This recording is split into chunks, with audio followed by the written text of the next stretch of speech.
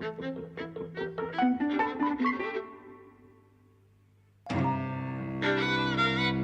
and welcome to Eavesdropping at the Movies. I'm Mike. And I'm Jose. And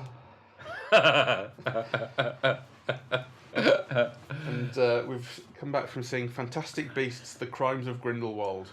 Yes. Or Grindelwald, as they're keen on pronouncing it, to sound all hoity-toity and haughty and posh and blah blah blah. It's the second Fantastic Beasts film. Fantastic Beasts is the unsuccessful And follow-up. it's quite successful. I'm sure it's doing really well, but I'm just mean in my house. Right.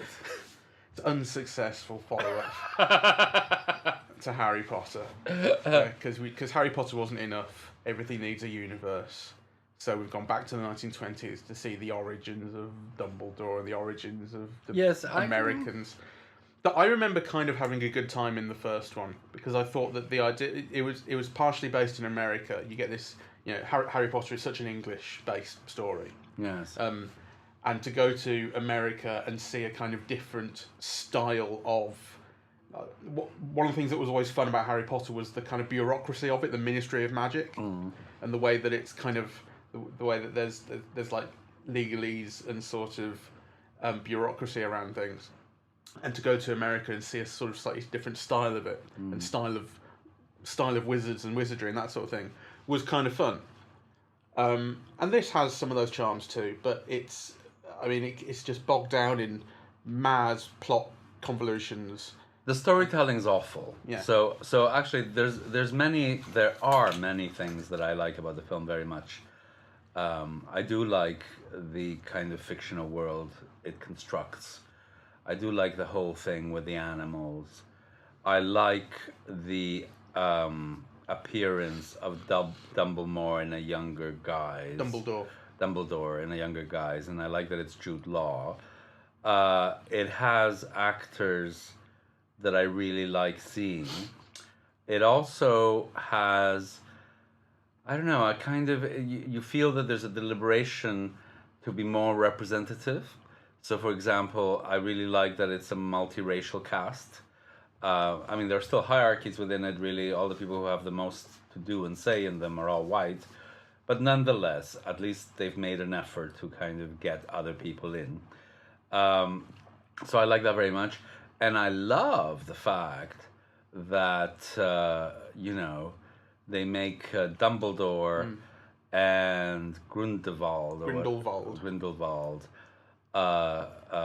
lovers. It's very much implied, right? That kind of, they have a blood pact because, they were once in love. It's much more, he says you were like brothers, and he says, oh, much more than that. And so it's kind of hinted at, but at the same time it's made central, and so I loved seeing that. Well, there was that famous thing of J.K. Rowling, once all the books had come out, the Harry Potter books, saying, oh, by the way, Dumbledore's gay. And everyone went, oh, isn't it wonderful and progressive? And it's like, but you didn't actually go to any effort to demonstrate that in the books. You can't just say that he's gay. But then if actually there is some effort now to talk about this in his past, then that's interesting. I appreciate it. And it is interesting. I wanted to pick up on Jude Law particularly because I think he's fantastic. He's fantastic. So he plays Dumbledore in his younger years. Obviously, Dumbledore in Harry Potter, in the Harry Potter films, is in his very, very old age. He was played by Richard Harris. Then Richard Harris died, and then Michael Gambon. Yes. It's kind of long. It's sort of what you think of as wizards, old, bearded, very kind of avuncular. And Jude Law in this is I'd say equally avuncular, but in a slightly different way. Yeah.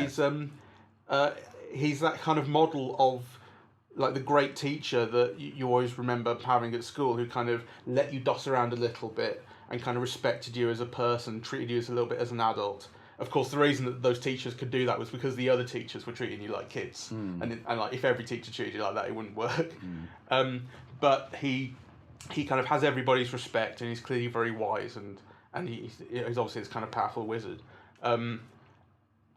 He has such presence and kind of control. His entrance is great. It's a shot from the trailer where he meets Eddie Redmayne's Newt upon a rooftop, and the shot is behind him, and he turns around and sort of grins at the camera. It's great. And he's got such character and presence. Yes. He's a truly great actor. I also think it's one of Johnny Depp's best recent performances. I loved seeing him in this, and I think he's very good. I also loved seeing Ezra Miller. Is it Ezra Miller? He's got a fascinating look because, kind of one of the characters says, "Oh, you're so handsome" or something, or so beautiful, and he is very beautiful actually in some angles. And then shot in another way, he kind of looks ordinary. So there's that ordinary, extraordinary kind of thing that is, quite mesmerizing to watch, I find. And there are other angles in which he looks downright weird. True. I think, and I think that contributes to the fact he plays this dark character who you kind of don't know who he is. In fact, I think a little bit less in this film than in the first one, where I really remember them. I seem to recall they really played up that he was an unknown entity kind of thing. Whereas in this, he's a little bit more kind of conventionally handsome. He's got a bit of stubble, and you see him shot from angles that emphasise a certain attractiveness to him. Yes. But then there is still nonetheless that level of weirdness to him, to his look. Yes. Which again they're playing up because his central thing in this, I think it may have been in the first one as well, was he doesn't know where he comes from, who his parents are, and he's incredibly powerful. So he's sought after because he's so powerful. One of the things that I didn't like, well, one of many things that I didn't like in this film was actually the narrative structure of, taking you somewhere and then having a flashback and taking you somewhere else and then having a flashback and then taking you somewhere else and then having a flashback and sometimes a flashback within a flashback, right? And it just seemed like it's such convoluted. It was terribly convoluted. I don't recall any flashbacks within flashbacks. Okay, I could be making that up. I think I don't think there is one, but you're right to say. I mean, it's definitely convoluted, and I think there's a separation between what people want and how they go about getting it. Because I think for the most part, what people want is pretty clear. I mean, it's not always complicated.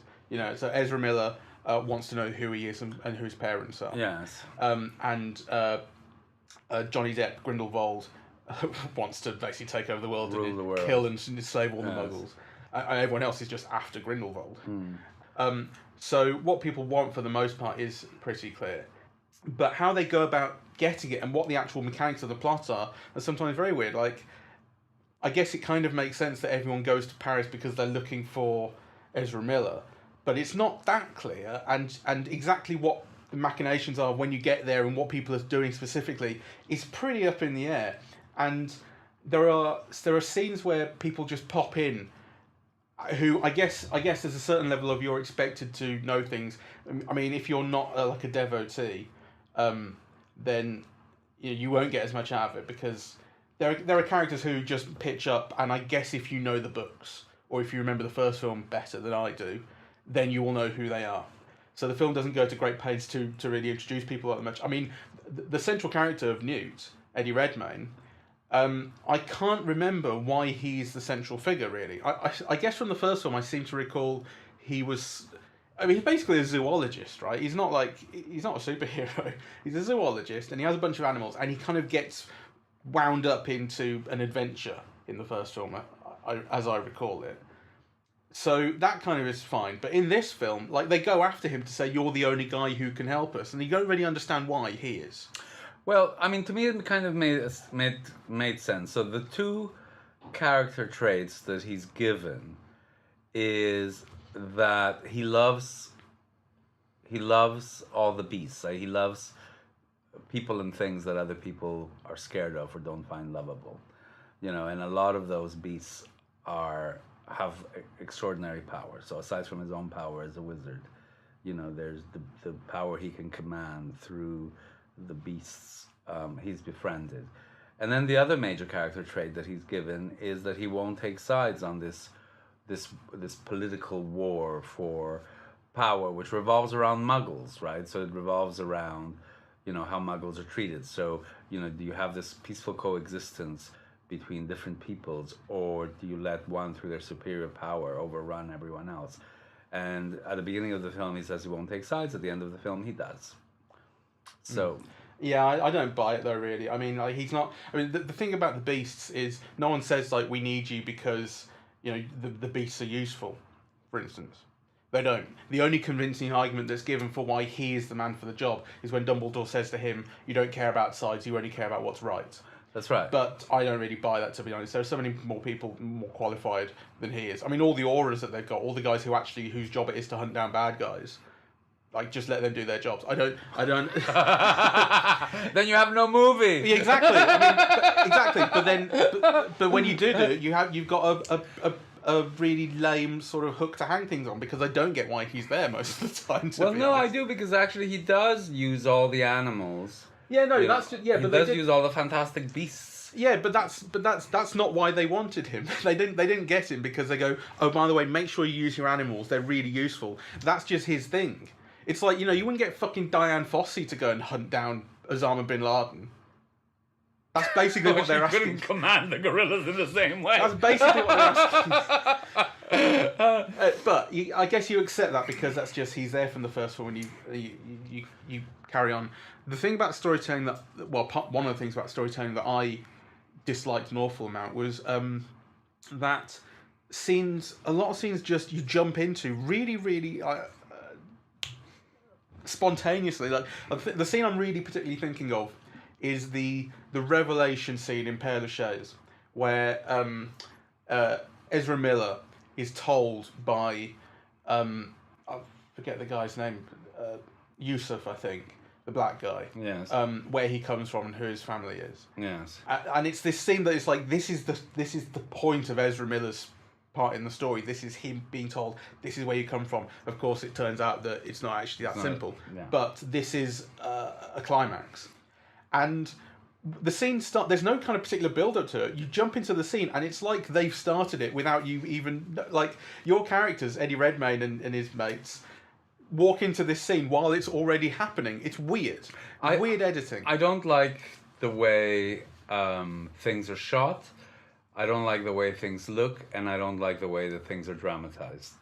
So, so for example, in terms of the way that things are dramatized, the example of, the avowal of love or affection between the Eddie Redmayne character and, I forget what her name is, the Aurora.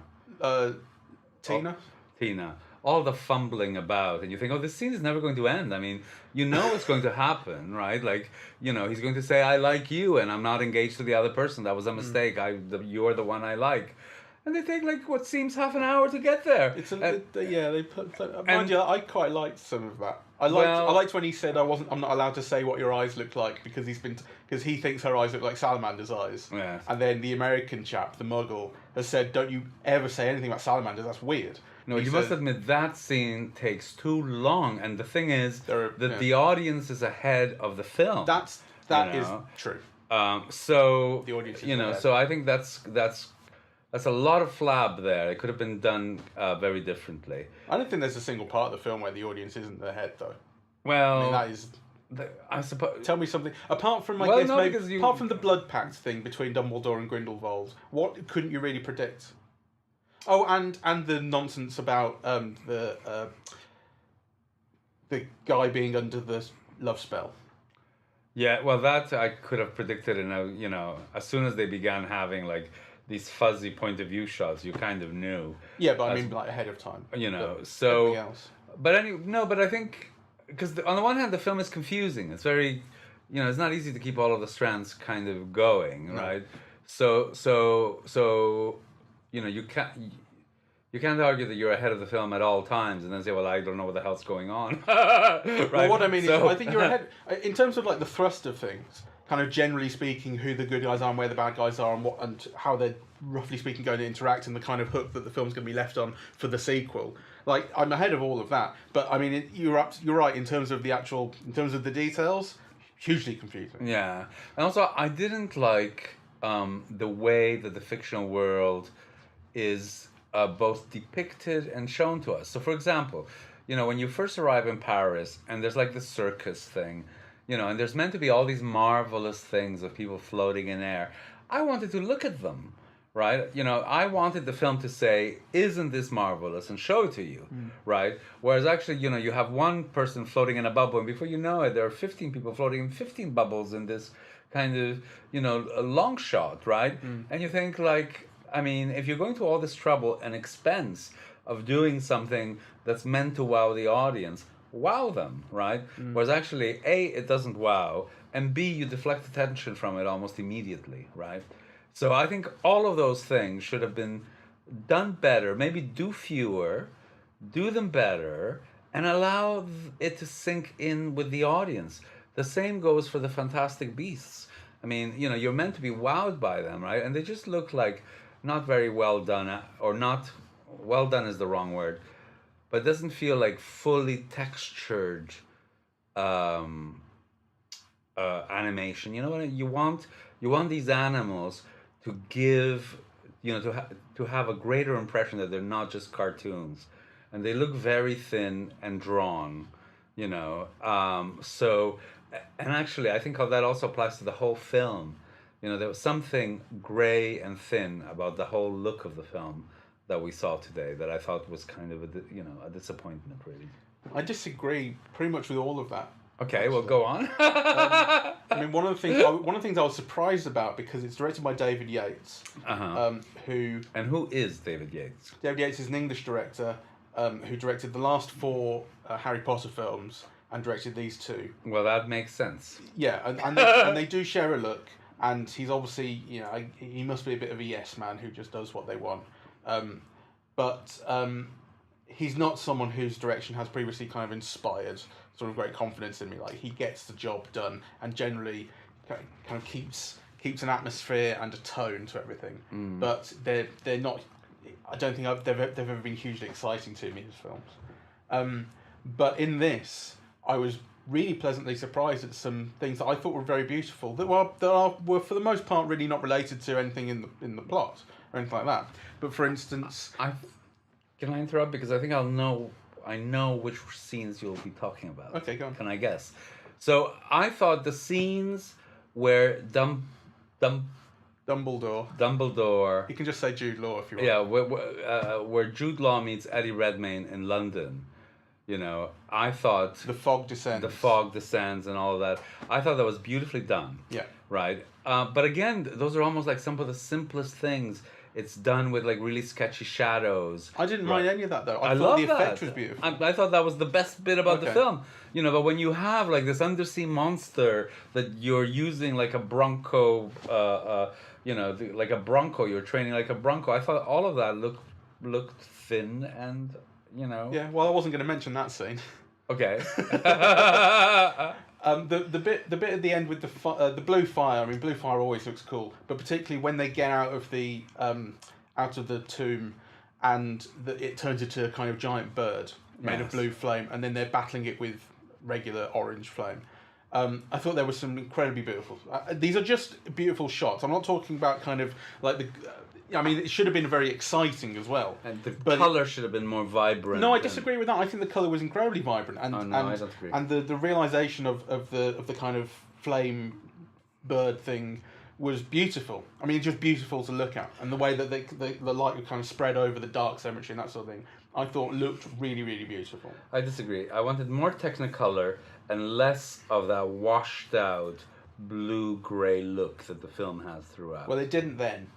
It does at times. I mean, you know, when they go to Hogwarts and they meet on the bridge, for instance, boring. You know, but there are moments of kind of quite lucid, sort of fluid, sort of almost poetic, dreamlike imagery. The thing with the boggart, and that I forget the girl's name, but her fear is the memory of the child that she inadvertently drowned. Yes, I thought that was nice. And when she kind of recalls that, it comes down from the ceiling as though it's there. Yeah, that's very poetic. Yeah, and so it has moments. This is my point, right? The film has moments, and it has quite a few moments. I mean, I could definitely like watch a kind of cut of those shots, because I think there are some really beautiful things to look at times.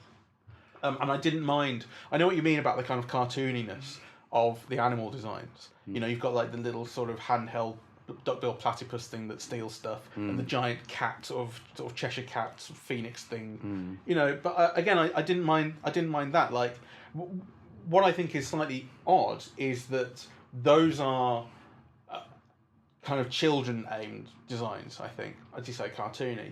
But then the film is trying to deal with some real darkness. I mean, there 2 children die in this, infants.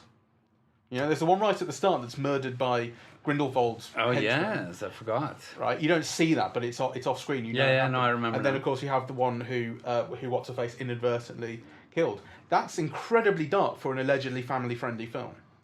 But then who's to say it's supposed to be family-friendly? Like, what's aimed at kids these days seems to be really weird to me. But actually, you know, children's fairy tales are all full of, like, you know, they eating are, of children, and you know, they kind of are. So. But don't you agree that there's a kind of real world content? No, there's a real that's not like the Brothers Grimm. There's a real darkness to the film in every way, actually. So you know, like that kind of people left orphaned and murdered, and you know, it has a lot of horrors, and of course the whole thing. It's very difficult at the moment not to read everything allegorically, right? But you know, you can see how the Johnny Depp character is in some ways alluding to a kind of, you know, Nazi, Aryan kind of thing, really. I totally saw it as a Trump rally at the end. Well, or, you know, or as a Trump rally, kind of. But it definitely has those connotations, right? So kind of the film is woven through with darkness, and actually not only woven through with darkness, but woven through with a darkness that the film doesn't relieve, i.e., you know, because this is part of a series of films, like, it doesn't at the moment offer much hope, yeah, like, kind of, you know, the character's achievement in this film is that they're still alive, or that some of them are still alive. They actually haven't resolved anything, or haven't, you know... They're still alive, and they managed to steal the charm, the blood pact charm. Yeah. Which they weren't even... They didn't even know they were looking for. Yeah, exactly. But I mean, the thing to remember about that is that it's a holding pattern. Like, these things have to come in threes, and so the end of this film is not a resolution to the story. It's waiting for the third film. I know. But even within, I'm not giving it an excuse for that. It's a reason. Yeah, it is. You know, and it makes sense in those terms. But I think even within that, the film is still quite bleak. So you could have arranged the narrative so at least they would have solved part of the puzzle, or they could have had a moment of triumph at resolving one bit of it, even whilst they were, you know, reassembling their forces for the battle to come. But no, this is like kind of, you know, it feels very bleak. It feels like they haven't resolved anything, that the only thing they've achieved is that they're still all alive. They've lost a lot of loved ones, you know, and kind of they come back with something that they then find out is a blood pact and might lead to something else. But actually, what they, you know, the only thing that they can look upon as a partial success is that some of them are still alive and on their side. Because the other thing is that Grindelwald takes some of them. He says, "Come into this circle of flame, and then you'll be mine." And you know, and of course, some of them do. But I think part of the problem with that, which I agree with you, part of the problem is that the actual problems that the characters face are not very interesting or very clearly delineated. Essentially, the problem that they have to face is they need to fight Grindelwald. Yeah. It's a one-line thing. So, like, they don't know that he's got this blood pact on him that would be useful for them to be able to break, because that means that Dumbledore can fight him. They don't really know much about Ezra Miller's character. They just kind of have generally got a sense that he's someone they need to keep away from Grindelwald, maybe. So everything's very, very vague. They're just going off to Paris to sort of investigate things. Yes. And so the fact that they don't really seem to make any progress is... I mean, if anything, it would be kind of worse if they like had very specific goals that they knew they need to accomplish and then still failed to, because it'd be like, look at the number of things that we failed to do, whereas what they failed to do in this is just one thing, which is fight Grindelwald. Well, I don't know. I mean, I thought, again, you know, because we've just gone to see a film, so whether it's part of a whole series of 5 films or 3 films or whatever it is, the fact is that we've seen one, and we, you know, well, actually we saw the other one, but I can't remember anything about the first one. So, but in terms of watching this one, I thought, part of the reason why I thought the storytelling is bad, because I'm not sure what some characters are doing there. I thought, for example, you could have lost huge chunks of it and really not lost much. So, for example, all the backstory of Lita Lestrange and all of the flashbacks to her youth and how she was at Hogwarts and all of that, I don't think you get anything from it. Well, it definitely seems to be setting things up that are intended to pay off in future films. Yeah, well, they certainly don't pay off in this one. Yeah. And she's ostensibly killed in this one. It just gets wheels spinning. You know. And also, I thought that for this one, the relationship between the human and, the... creatures. No. Kind of the central couple, like the couple that come from New York, and she's a witch. Oh, the Muggle and the wizard. Yeah. I mean, you could have lost all of that in this film and not lost anything, really. I mean, they do that to bring him back, basically, because he was fun in the first film. Yeah. And I think he's kind of fun in this as well. He's got less to do. But the way they bring him back was really, really weird, because they just... The two of them show up at Newt's place, and he's supposed to have... They did this memory thing on him that's supposed to wipe out all the memories of Muggles, so they don't remember anything wizardy happening.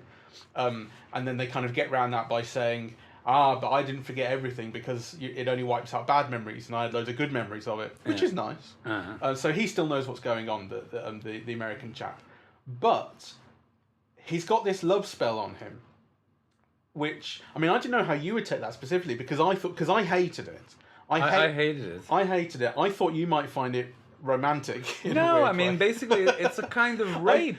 That's what I thought. You know, and I thought that when I said it was like rape, I thought you would say, no, it's romantic, she loves him. No, I kind of... So maybe I'm not giving you the credit you deserve. No, I mean, as soon as you deny anyone consent, as soon as they can't say yes or no, it's a kind of rape.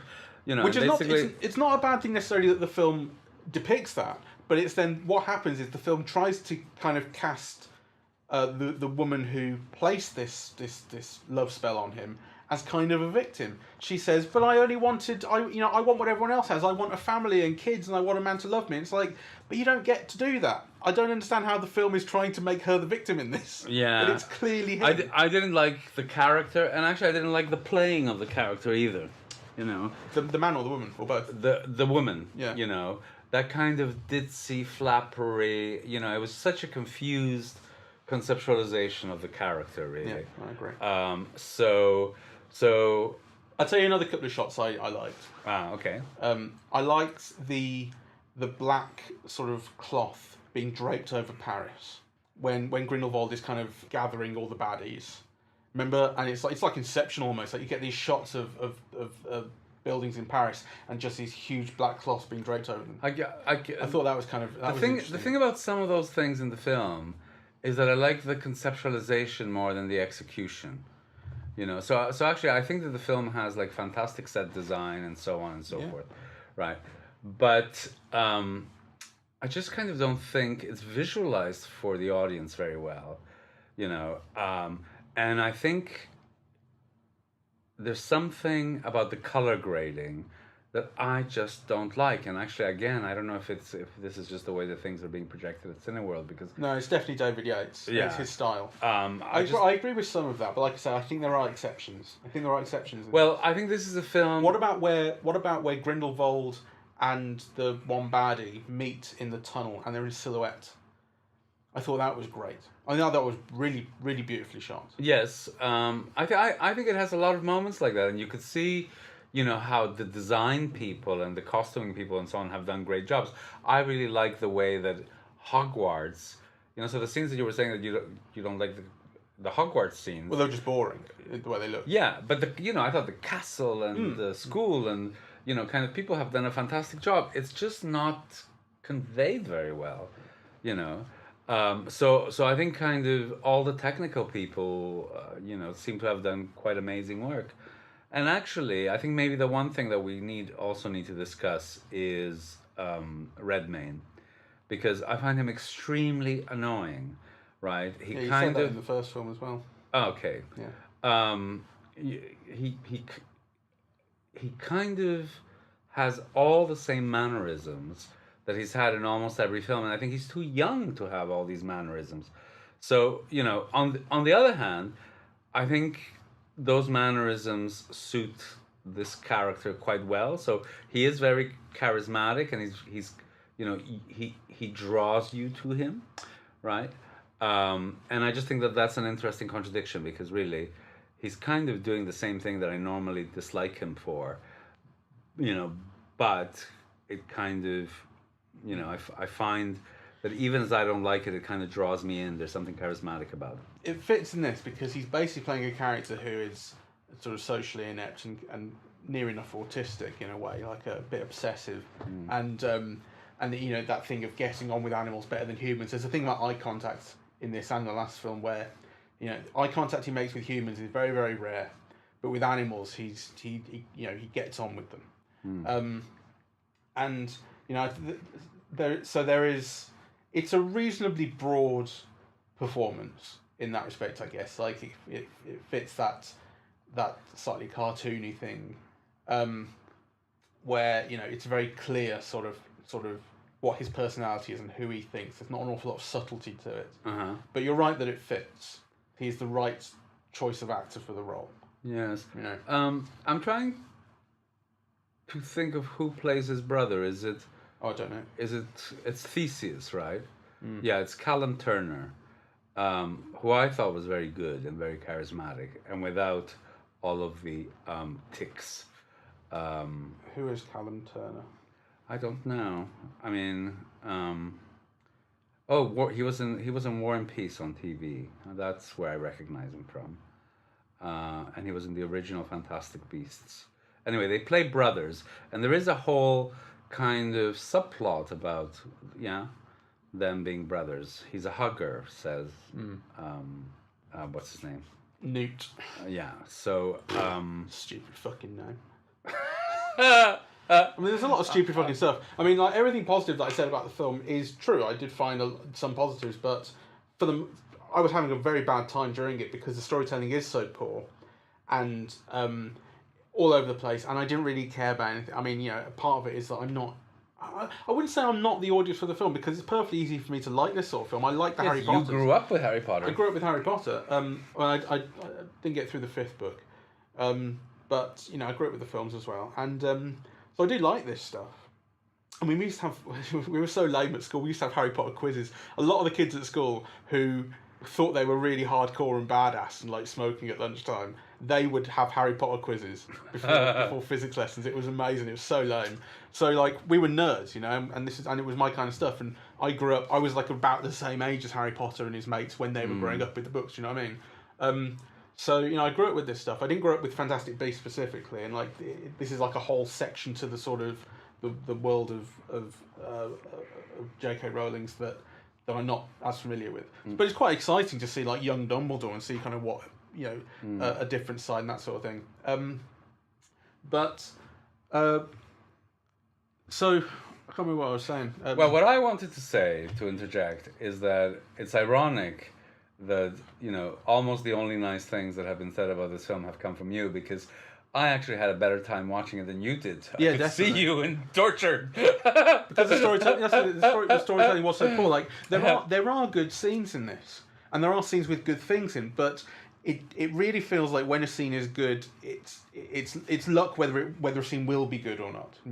Like some scenes have beginnings, middles, and ends, and good dialogue and good character, good writing, and so on. And some scenes are great, and then other scenes are pointless and weird and don't start where they should and have bizarre editing, and it's so uneven. It's all over the place, and there are just wheels set in motion, all these different plot strands. So it's an unbelievably uneven experience, and the fact that like you occasionally have a good scene or something beautiful to look at is like all the more disappointing because you can't rely on it. Okay.